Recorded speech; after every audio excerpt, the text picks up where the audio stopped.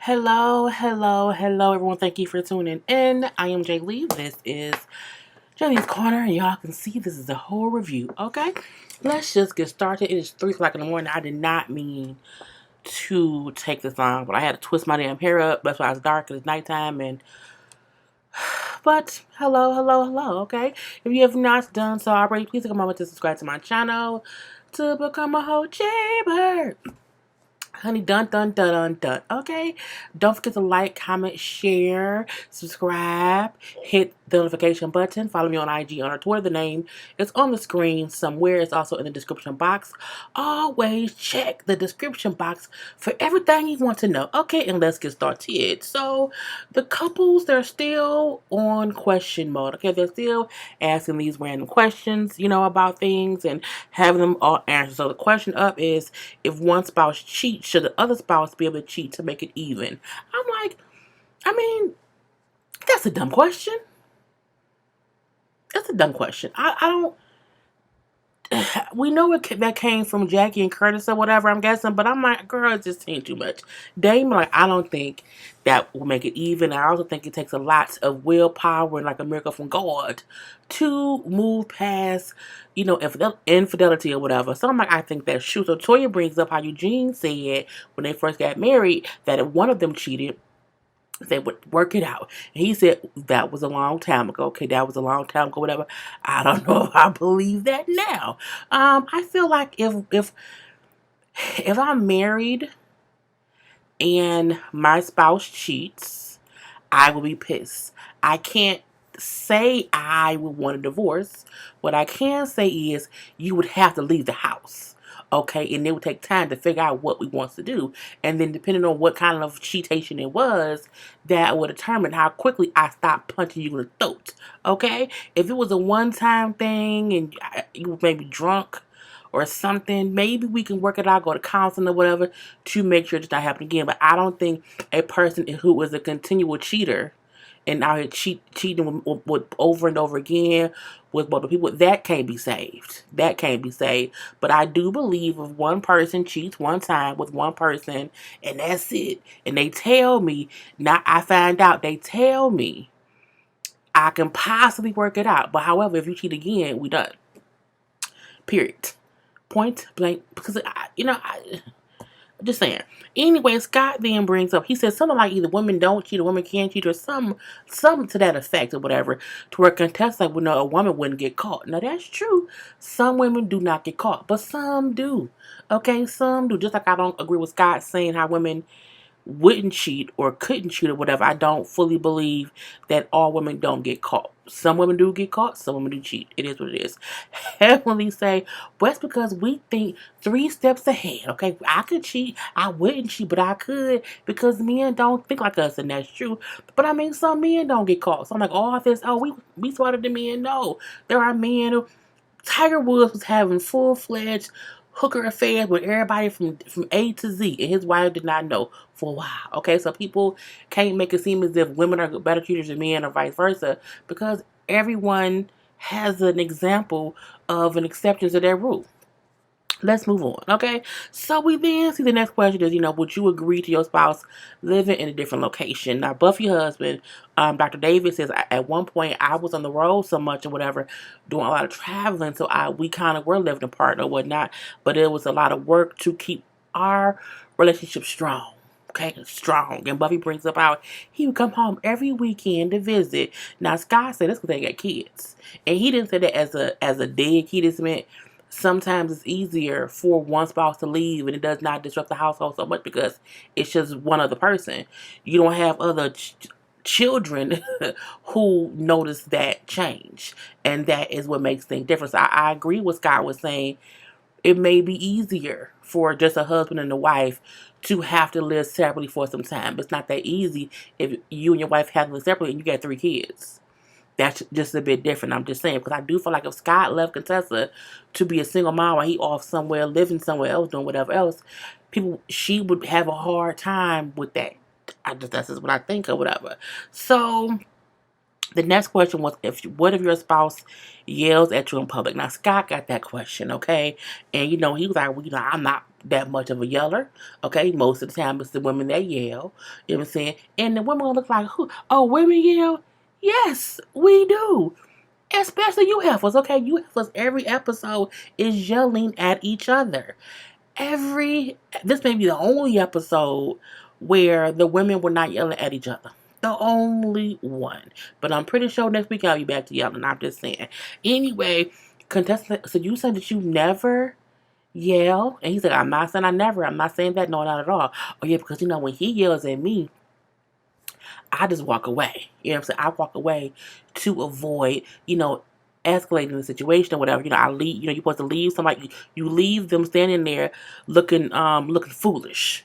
I said, Contessa really do speak down on Scott, to Scott, about Scott, around Scott a lot, okay? And I think it's because she not happy. Plain and simple, okay? Anyway, Simon brings up how I've never been around my wife when she yells. Lies you tell, lies Simone always yelling around you when you there, when you not there, when you on your way, when you all of that, okay? And they showed the proof. And I'm like, whatever. So we then see the question of if you need permission to change jobs or school or what all that stuff. Now I could have swore we saw this last week, but maybe I saw a sneak preview. I'm confused.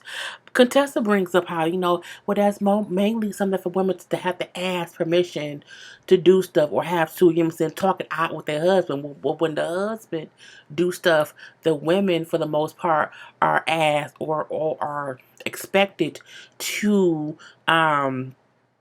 support their man, and I think that's true. However, if this is the thing I have with Contessa was a doctor the first that she came on here, and she went from being a doctor with a live-in nanny to not having a live-in nanny to quitting her job to be a full-time mom. She then was full-time mom a little bit of time, went back to work part-time because she didn't like being a stay-at-home mom. Then we seen Contessa moving away to do public health. Okay, she has all those things.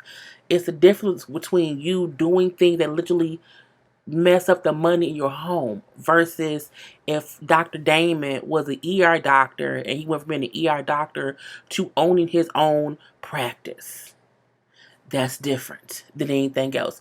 With Cecil. Cecil had a job, lost his job, and had to figure out what to do because he lost his job. Contessa be making major life decisions, and Scott, for the most part, as we've seen, has supported them. Just saying. So I feel like she be comparing apples and oranges. It's still fruit. It's still fruit, but it's different fruit. It tastes different. Okay, it affects your body different. Is what I say. Okay, now, because she brings up as well how Scott has changed jobs several times. If he's always been a doctor and he's never left the home and he's always made money, him changing employers don't matter. That's what I'm saying, okay? But I don't know because I don't know that man. Anyway, Heavily brings up how she feel like Contessa is spoiled and how Scott does a lot, okay? She brings up how she says Contessa should still pursue her dreams, but also make sure to remember she's still a wife and a mother. And that's the thing that I think people not are forgetting, but you don't want to tell anybody to not pursue their dreams, but you also can't say, well, forget being a wife and a mother. It's okay if you say, I'm not going to do this right now. I need to do this, and you should just accept it for what it is. I say, girl, I don't know, okay? Now, Damon brings up, if Heavenly changed careers, if she did not want to be a dentist anymore, I would, have to make it work, and we'll have to see what happens or whatever. And Heavenly then chimes in, saying how, because her husband supports his wife. And Contessa, well, no, your man does that, okay? Your man, implying that her husband isn't supportive. I'm like, girl, to my knowledge, Scott ain't never left Contessa. To my knowledge, whenever she wanted to do something, he said, okay, go ahead and do it. You can't expect people to be fully happy about what you fully happy about. I always say the most You can force yourself into being unhappy because you expect somebody else to have your level of happiness about something. I can't expect my man to be as happy about a pickle as I'm happy about a pickle. He may not like pickles. He don't know that I like pickles. But he don't like pickles. I can't get mad at him if pickles don't sell and he ain't happy. He don't like pickles. But he don't mind me liking them. I can't get upset at how he feels about what makes me happy. I can't, okay? As long as what makes me happy does not make him sad and he don't be on my back about it all the time. You know what I'm saying? That's something, maybe something. But I mean, girl, next up, because I'm like, I feel like Contessa is making it seem like she just wanted to work a different job in the same city across the street from the bank. And Scott was upset. Not like she quit her job and went to a school out of state for a year or two. That's different. And they have 3 children who are like in elementary school. And he also works full time. Girl, I digress. Because it's like, so you want Scott to work full time, take care of the kids, and then bring you to. I'm going to wait till I say that. Because girl, Scott brings up how he does support his wife or whatever and what she wants to do. He supported her and whatever she wants to do, whatever he said. But it also, yes, it did cause a disruption to his house, to their home. And but he said I never told her to quit school and come home. At that point, Contessa put a shades on and she gets up and she walks away. My thing is, it's like Contessa wants Scott to take the blame for her quitting school. She blames him for the decision that she made, and she feels like it's his fault that she made the decision. And so she's holding resentment in her hand about that. And Scott feels like, I didn't tell her to come home. I told her she can do whatever she's going to do. But the kids going to be here with me. We're not going to disrupt their life or whatever. And, we're not coming up there. And I say, God, girl. Anyway, Buffy goes after Contessa because Scott was like, let her go. I said, Scott, you could have at least went after her. So Contessa then kind of admits some things to Buffy, as they said on the stairs. Okay, she brings up how Scott mom was stay at home mom, so he has a specific view and a thought process on what a wife and a mother should be. I agree with that. However, if that ain't the kind of wife you want to be, then that's the conversation that you need to have with your husband. And the thing is, you've always. Girl, I don't know. I can't. Anyway, she brings up how Scott never once brought the kids up to Nashville to visit her. And again, you made a decision to leave and go to a school out of state. And you wanted him to be okay with that decision, still stay home and take care of home. And then when he could, bring the kids up to visit you. And I felt like his whole thing was, I'm not disrupting the kid's life because of a decision that you made that you want to do. Mainly because Contessa changes her mind a lot. Hence her quitting. Hence her quitting her job, but then going back to work. I think Scott made the decision knowing that Contessa changes her mind a lot. So because she changed her mind a lot and she likes moving around a lot, I have to make sure that our kids have some stability. And sometimes that may make him the bad guy. Okay, so she then brings up how she left the Navy for him, how when they met, they always had a long distance relationship. The whole time they dated was long distance, and when they got married, the first year of their marriage, they had a long distance relationship or whatever. She says it was not until he moved to Atlanta to be with her, and that she got pregnant with their second child, that Scott said, "Okay, I don't want to keep moving," because before I think they kept moving around because she was in the Navy. Was it the military? One of the two. And so he said she said he told her after they had the second child that he did not want to keep moving. Now we know they have 3. Okay, so they had a whole other baby. And she said because of that, she then quit. But I feel like if you did not want to quit, you should not have quit. So again, Contessa makes decisions to quit things and she blames Scott. So it could be her just hold over how she felt about that quitting the military all years ago. But I do feel like some people who have kids don't want their kids to be uprooted and move. I want my kids stable in one place. I don't think there's anything wrong with that. I really don't. I can't find fault in Scott for wanting his kids to have one place to be.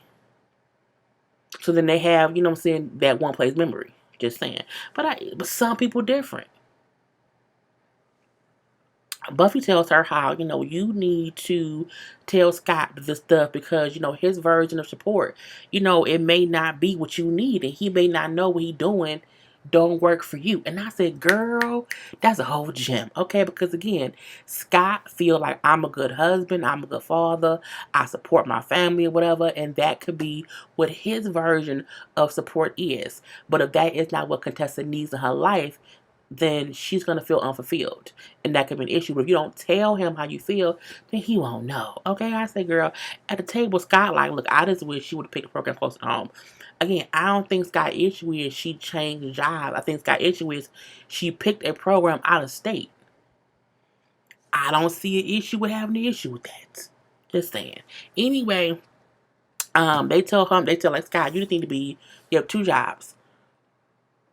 Your two jobs is to be a great father, which you are, but also a great husband to Contessa. And so she isn't happy something ain't right. And he acknowledges, okay, I do need to be a good husband to her. Now, Dr. David, who's a psychologist, or he's a psychiatrist, one of the two, he say if they don't communicate better, it's gonna be over for her. They have really bad communication right now. They really, really do.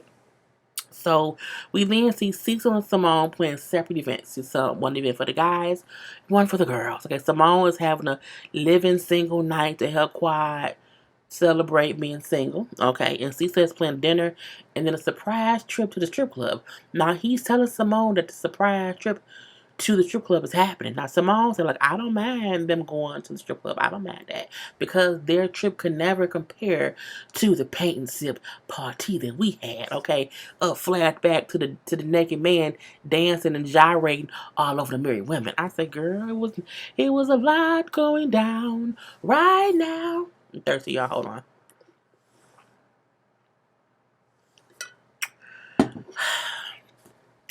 And I'm probably gonna forget to cut that out. Anyway, so the guys trip, okay. The guys, it was really easy. They went to a little bar, had a couple drinks, laughing and chit chatting, you know what I'm saying? They used to laugh and talk about how Damon must have knew that there was some edible underwear in that prize for the room or whatever. And him and Heavy was probably, you know what I'm saying, eating that edible underwear or whatnot. They asked David how he felt about the situation between Buffy and Jackie. And he said, my wife is going to be her. Buffy's going to be Buffy, but I will support her no matter what. I said, well, that's good. They sit down to eat or whatever. It was real. Dude, they were just happy to not have the crazy women round and yelling and fussing and cussing and them not knowing what to do. Okay, that's what it was. They then talk about a question that was answered that nobody really answered about threesomes. And I said, oh, Lord, you should not ask a trip full of married folk, well, and Quad, about no threesome. Mainly, they are like, I don't know about that or whatever. Cecil brings up one of his friends who suggested threesome with his wife, and his wife said, okay, cool. So how are we going to pick them? Meaning, if it's going to be a threesome, it's going to be me, you, and another man. Another man. And he was like, nah. And I feel like, hey, a threesome can be with two men and a woman, and that's not a train. That's not a train, because a train happens when one person goes after the other. Okay, it's one at a time. Okay, like a pit stop next. If all three individuals is having enjoyment at the same damn time, it's a threesome. Just saying. Okay, so they then find out. Oh, we going so we going so where we going, Cecil? It's a surprise. Okay, they pull up to the place. I think it was Curtis. Someone said it's naked women in there. I said, "Oh Lord, here they go." So they go, and he said, "This is the revenge of the paint sip." So they go in there, whatever. And at first, they was all tired. They were ready to go home. They all perked up. Okay, perked up, and they was sitting there like, okay. Now, see, the women in there, I think I have one, the women in there, wasn't really all that to me. Okay, that's just my opinion. Here we go. So, it is a blurry picture because there was a lot of moving going on around here. And that's Aiden in the little green jacket right there. Now, the first man with his hand on a thigh, that's Damon. That's Heavenly's husband, okay? And next to Damon is Cecil. Okay, that's Cecil with the other woman on his lap. Okay, and next to Cecil, who hand is that? I believe that was Eugene's hand, if I'm not mistaken, putting a whole dollar bill in the stripper's garter belt. Okay, and a good time was had by all. I mean, at one point, the girl who was on Damon's lap was having, she was, just jiggling or whatever, and he was just sitting there, whatever. It was innocent stripper club things or whatever. And she then said, "Do you want sex?" I said, "Dude, they're whores. They're whores." Okay. He was like, "Oh, no, I can't." He said, "I can't. Now I don't want to. I'm just gonna, I'm just gonna put that out there." He said, I can't do that. I can't do that." You know what I'm saying? No, I don't want sex. No, thank you. I don't want that. But I said, girl, Heavenly is probably at home punching Damon in the throat or whatever. But they was all over Dame. It was all over the ball, okay? The ladies were doing their jobs, okay, or whatever. At one point, the bras came off and they was jiggling all in Damon's face and whatever. I was like, girl, the Heavenly is probably at home having a conniption when she saw this damn episode because, I mean, it was innocent stripper fun. But Heavenly is batshit crazy. Okay, let's gonna say that. The ladies trip. To me, it was boring. They went and sat on the beach under some blankets. Um, you know, I'm so happy. Heavenly said, "I'm so happy that we are celebrating quad. Doing something that others don't do." You know what I'm saying? Some people stay in marriage after their husbands or spouses or whatever do crazy stuff. I said, like Curtis who cheated on Jackie. And Cecil, who was beefed out with Simone after she spent that damn money on that app we ain't never see, and his best friend was a little bit too close. Oh, okay. And my thing is, I'm like, why is she acting like Quad did something major? Quad left a marriage that she never planned to be in forever. Quad never planned to be married to Dr. G forever. Period. Quad planned to be married to that man until she was able to no longer be married to that man. Okay, I'm just gonna say that. I'm not gonna say that she never loved him, but she only was gonna love that man for so long. So I don't think it's like, oh my God, congrats to Quad for leaving something. Quad was gonna leave eventually anyway. Just him cheating gave her, or him going to that room with that girl, or whatever happened, gave her reason to do it and look like a victim. I don't care. That's my opinion. I'm sticking to it. Anyway, so we then see Jackie trying to be nice to Buffy. And I'm but Buffy. I should not have discussed, what I'm saying, your situation or whatever. I can't be making my pain your purpose or whatever. I'm sorry or whatever. I shouldn't have done that. Now, the apology words seem sincere. However, what I wanted from Jackie was, let me apologize for how I acted the other night, just like last night, because that part was crazy, but she didn't do that or whatever. And I didn't like that. But Buffy accepts her apology because it sounded sincere or whatever. But she said, I think she need to remember that my pain is my business, not hers. I said, girl, I agree. Jackie has a way to be nice, nasty, and Jackie tried to apologize in private with just them two, so no one can bring up the addict that she did the night before. Okay, Jackie don't fool me. She don't fool me. So when all the ladies come down and they find out, oh, it's gonna be a single lady, no, a living single thing, and Simone like, oh, like not Simone, Toya, oh, like the show, living single, and she's like, no, just because Quad is the. I'm like, girl, and they sat there and just we're gonna be positive. Oh, so positive because Quad didn't feel supported last year, going through whatever, and so we're gonna be supportive of her now. And I said, oh, okay. Mariah was like, okay, we live in single or whatever. I'm Queen Latifah, honey, and and Quad is Pearl from 227. I said, oh, she's a spinster. Oh, spinster? Okay. And Quad, gets up or whatever because Heavenly gives a speech as if Quad has cured some disease, or Quad has cured the hunger of the world, or Quad has housed all the home. I'm like, she got, and she not even divorced. Because you were so, girl, look, I know divorce is hard and whatever, but Quad did not want to be with Gregory. It's that simple. Girl, I ain't got time for this bullshit. And then she gives her a vibrator. Okay. They play muck. They play fuck, marry, kill. Simone said she wanted to hang out with Snoop. Contessa said she wanted to sleep with Michael Strahan. She would marry Will Smith, and she would choke out Vladimir Putin because he helped make 45 the president. I said, okay. Plus, Heavenly said she would sleep with Terrence Howard and marry Jesus. Jackie said she would sleep with Will Smith, choke Tiger Woods, and marry Obama. Okay. They get to Quad, and Hadley brings up how she with Common. And I'm like, where'd that come from? Common was on her show, whatever, and they're like, oh, really? So what happened? And the Heavenly says, oh, she already fucked Common. I say, Quad fuck what? Quad fuck Common? Girl, not Common. No. She's like, no, that is not true. We not gonna, girl.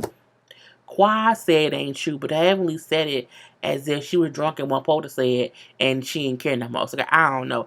I'm pretty sure that Common gonna be asked this question if he's ever on What Happens Live. Anyway, I'm like, whatever. Quad says she wants a man with a big dick. Okay. So we then see all the men got in really, really late or early in the morning, depending on how you look at it. They all came in like after 2 a.m. It was probably like 3, 4 o'clock in the morning when they called when I came back to the hotel. So we see Contessa text Heavenly and tells her the man went to a strip club. I said, Lord Jesus. Toya text Jackie and tell her about it. So when Jackie asked Curtis, what did y'all go last night? Oh, I can't remember.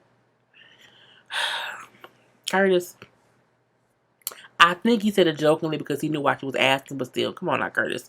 So Heavenly goes in to wake Damon up. I mean, full-fledged, get your ass up, okay? And he ended up, oh, can't we just sleep in today? Like, we can't just do that. And, he gets up, though, and Heavenly is not happy. Okay, where's the thing? She's not too happy. I love her hair, though. She looks absolutely gorgeous. So, here's some Jews. Get up. Where y'all go last night? Where have you been? I've been looking for you. I was up all night. What happened or whatever? He like, oh, we went to dinner. But then I don't take all night. What happened? So he slowly said, okay, we went to a strip club. Okay, what? What? So she is upset. She is upset or whatever. I gotta sneeze. And it won't come out. She's upset or whatever, and he like, look, you acting like I'm cheating. I went to a strip club, wasn't a big issue, whatever, you know what I'm saying? So what you mad for? I'm paraphrasing and whatnot, you know what I'm saying? So she like, was they naked? Did you see titties? Did you see nipples? Did you see coochie? Like, she's throwing all these questions. I don't know, bub. I don't know. I don't know. I didn't see no coochie. I don't know. Was they on you? I don't know. I'm like, girl, Damon, just say yes to all of the above, because when she sees the camera footage, she's gonna pop a lid, okay? And so, but he do say how they were not fully naked. And they weren't fully naked or whatever, okay? So he then said, well, yeah, she was sitting on my leg, she was on my, you had a naked bitch on your, oh, God, so she's upset or whatever. He like, look, I treat you amazing. I'm a great husband. I love you unconditionally or whatever. You know what I'm saying? I don't get why you're acting like I did something wrong. You know what I'm saying? You went to Simple Paint or whatever. But they wasn't on me. I didn't touch nobody. They shoot to the footage of Heavenly looking real close at a dig in her face. Okay? So it's like, it's the same thing.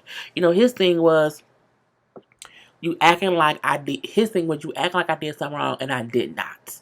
I didn't do anything wrong or whatever. I love you. I didn't cheat. It was just a strip club. It's not that big of a deal. And so she gets up and she leaves because she's pissed off or whatever. And then as she's leaving, he said, but you look nice, baby. I bet that bitch look nice, but not better than you. I said, girl. And so, she leaves and she's upset. Again, Heavenly says in her confessional, because she was actually fussing with the producers about, don't ask me that. I'm about to get mad with you. Stop asking me that. They're like, well, why are you so upset? Because that whole ass bitch had her ass at my man's face, and I don't like it. Heavenly act like a woman whose husband has cheated on her, and she's consistently trying to make sure he does not cheat again. That's how Heavenly acts. Heavenly does not act like a woman whose man is faithful. I'm gonna put it out there. So up in Simone's room, they packed. Simone was a small Jackie room. Girl, Simone and Jackie together in a room, and they're packing up little goodie bags because y'all know whenever they're gonna trip, they do like Good Samaritan or good good relief or good Samaritan stuff to give out, whatever, soap and toothbrush and condoms, all that, whatever. And so they're doing that. Heavenly comes up and she's telling them, "Oh, it's a good thing y'all got condoms, because the men need condoms since they went to the strip club." It was like, why don't they need condoms? What? Why would they need condoms because of the strip club? Like, that don't mean they had sex. So they can see that Heavenly is upset about it or whatever. And neither of them are. They're like, girl, it's not that big of a deal. Like, who cares? Oh, well, y'all, okay, if y'all don't care, I don't care. But, like, clearly Heavenly's upset and she don't want to kind of face it. And she's, again, I don't know. I don't care, girl, but you care. Okay, and that's how I went off, girl. I don't care. But I like how they say, like, when they say, well, her parents can't be perfect if this how she's acting because he went to a strip club. We know. Again, Heavenly acts like a woman whose husband has cheated on her and she does not like him being around. And she said, I don't even like women looking at my husband. Heavenly, there is an insecurity in your soul that you need to have it fixed, honey. I mean, get that whole plug with something. I don't care. Fix a flat, Theraflu,